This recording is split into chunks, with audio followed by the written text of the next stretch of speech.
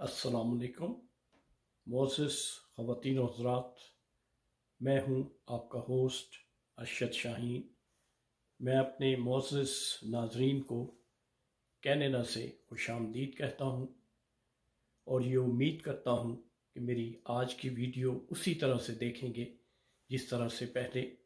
देखते रहे हैं। मोज़िज़ नाज़रीन, आप देख रहे हैं मेरा चैनल आप और हम शाहीन और उज़ैर के साथ। मोअज़्ज़िज़ ख़वातीन व हज़रात, जैसा कि आपको मालूम है कि पाकिस्तान की नेशनल असम्बली जो है वो डिज़ोल्व हो चुकी है और नए इलेक्शन का भी ऐलान कर दिया गया है और 90 डेज़ के अंदर अंदर ये जो नेशनल असम्बली के इलेक्शंस हैं वो पाए तकमील तक पहुंच जाएंगे। नाज़रीन, आज मैं सोशल मीडिया पे एक ऑडियो जो है वो सुन रहा था तो मेरा जी चाहा कि मौजूदा सूरत हाल के बारे में, क्योंकि वो ऑडियो जो है वो काफ़ी सूदमंद है, इसलिए मैंने मुनासिब समझा कि मैं अपने मोअज़्ज़िज़ नाज़रीन के साथ वो जो ऑडियो है वो किसकी है और उसमें क्या बात कही गई है वो मैं शेयर करना चाहता हूँ। किस तरह से पाकिस्तान के जो असम्बली अभी डिज़ोल्व हुई है उसके एक साबका लॉ मिनिस्टर थे जिनका नाम था फ़रोग़ नसीम। बेसिकली इनका ताल्लुक जो है वो MQM से था, क्योंकि जब PTI की हुकूमत थी तब MQM के साथ PTI का एक अलायंस था, इसलिए ये उस वक़्त मिनिस्टर थे, फेडरल मिनिस्टर लॉ के। अब नाज़रीन, जो बात मैं आपके गोश गुजार करना चाहता हूँ उस ऑडियो में जो बात कही गई है वो कुछ यूं है कि उन्होंने कहा है कि ये जो लेटर गेट है, ये जो साजिश का जिक्र हो रहा है और प्राइम मिनिस्टर ने इस इशू को हर जगह पे उठाया, असेंबली में भी उठाया, असेंबली से बाहर भी इसकी बाज़गश्त सुनाई दी गई और ये इंतहाई अहम एक एलिमेंट है। ये बात फ़रोग़ नसीम ने अपनी ऑडियो में, जो कि वायरल है सोशल मीडिया पे, ये कही है कि ये जो लेटर है या ये जो केबल है ये मुसल्लमा हकीकत है, इसमें किसी किस्म का झूठ नहीं है, ये मुकम्मल तौर पर सच्चाई पे मबनी है और इसके बारे में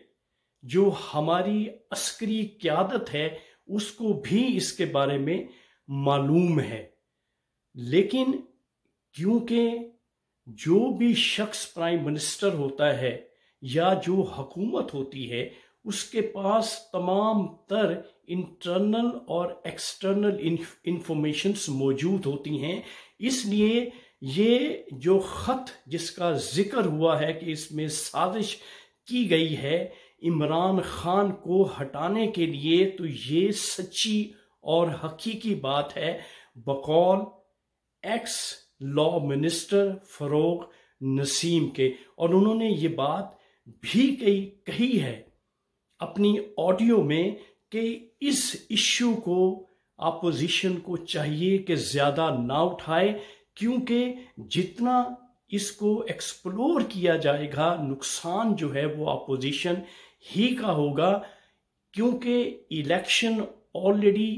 कॉल किए जा चुके हैं। तो बेहतर और मुनासिब है कि तमाम तर पार्टीज जो हैं वो इलेक्शन की तरफ जाएं और इलेक्शन जीत के जब आए तो फिर वही पार्टीज जो हैं वो हुकूमत बना लें। तो नाज़रीन, जो बात मैं आपसे कहना चाहता हूं वो ये है कि बाज़ लोग यहाँ पे पूरा मीडिया जो है वो सुबह से भरा पड़ा है,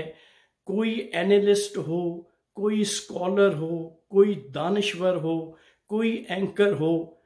पूरे मीडिया पे ये गुफ्तगू चल रही है कि इमरान खान ने जो स्टेप लिया है वो गैर कानूनी है। नाजरीन, मैं आपसे ये पूछता हूँ कि पाकिस्तान में जब से पाकिस्तान बना है क्या कोई आईनी या कानूनी काम पाकिस्तान में हुआ है? हमेशा ताकत के जोर पर, हमेशा अपनी पावर के जोर पर पाकिस्तान में जितने भी फैसले हुए हैं वो ताकत और पैसे के जोर पे हुए हैं। तो अगर यहाँ पे अपने मुल्क को बचाने के लिए, अपने मुल्क के तहफ़्फ़ुज़ के लिए अगर इमरान खान ने ये मुनासिब समझा कि असेंबली डिज़ोल्व कर दी जाए और फ्रेश इलेक्शन की तरफ जाया जाए, तो इसमें गैर कानूनी क्या है? और दूसरी बात यहाँ पे मैं ये कहूँगा कि अगर ये केस जैसे कि सुप्रीम कोर्ट में लगा हुआ है, मुझे नहीं लगता कि सुप्रीम कोर्ट कोई भी ऐसी रूलिंग देगी जिससे कि हमारा जो मौजूदा सेटअप है उसमें किसी किस्म का कोई खलफशार हो। यकीनन सुप्रीम कोर्ट की तरफ से भी जो फैसला आएगा, मुझे जो लगता है कि वो भी इलेक्शन की तरफ ही जाएगा। मुझे ऐसे लगता है कि ये कभी नहीं हो सकता, क्योंकि हालात पाकिस्तान में उस तरह से ख़राब नहीं हुए जिस तरह से पहले असेंबली कभी डिज़ोल्व किया जाती थी। आज से कई साल पहले तो बड़ी अफरा तफरी होती थी। ये सोशल मीडिया का दौर है मुअज़्ज़िज़ नाज़रीन, आप मुझसे बेहतर समझते हैं। कोई भी खबर अगर निकलती है तो वो फौरन फैल जाती है और सबके पास मीडिया मौजूद है और फौरन सबके पास वो खबर पहुंच जाती है। तो सरे दस्त जो सूरत हाल है उसका बेहतरीन हल जो है वो यही है कि तमाम पार्टीज जो हैं वो इलेक्शन की तैयारी करें ताकि मुल्क जो है हमारा सही सिमत में चल सके और सही सिमत में जा सके। क्यों कि अगर अपोजिशन नो कॉन्फिडेंस मोशन में कामयाब हो जाती तो यकीनी बात है कि अपोजिशन ने भी तो इलेक्शन ही की तरफ जाना था। अगर अब इमरान खान ने ऐसा किया है तो वो भी इलेक्शन ही की वजह से किया है। लिहाजा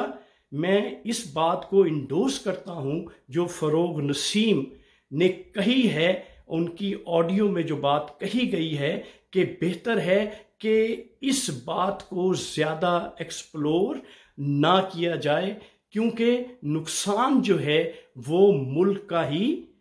होगा। तो नाजरीन, अगर मैं और बहुत सी बातें आपसे करना चाहूँ तो बेशुमार किस्म की बातें हैं। अगर आप इमरान खान के स्टेप को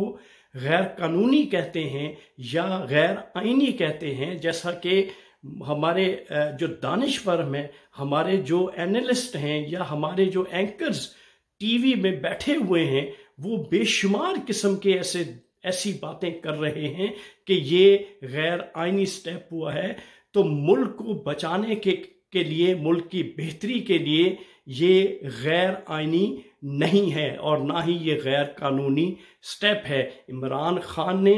अच्छा किया है। अगर ये साजिश, अगर इसको बाकायदा तौर पे एक्सप्लोर किया जाता है तो फिर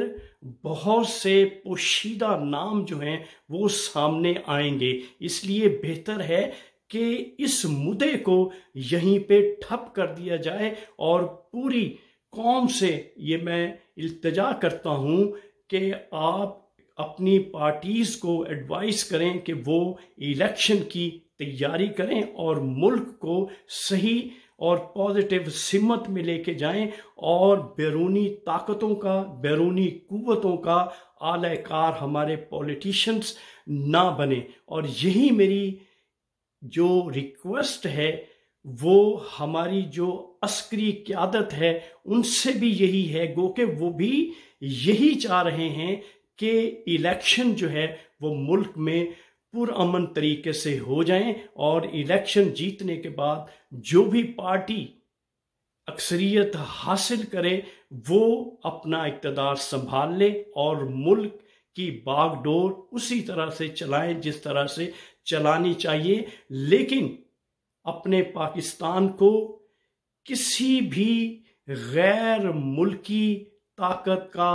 आलयकार ना बनने दें। यही हमारी सक्सेस है और आने वाले वक्त में, और यही हमारे जो साबका, जो कि अब निगरान प्राइम मिनिस्टर हैं मोहतरम इमरान खान, वो यही चाहते हैं कि हमारा मुल्क जो है वो तरक्की करे और हमारा मुल्क जो है अपने पाँव पे मजबूती से खड़ा हो जाए और किसी भी बैरूनी ताकत का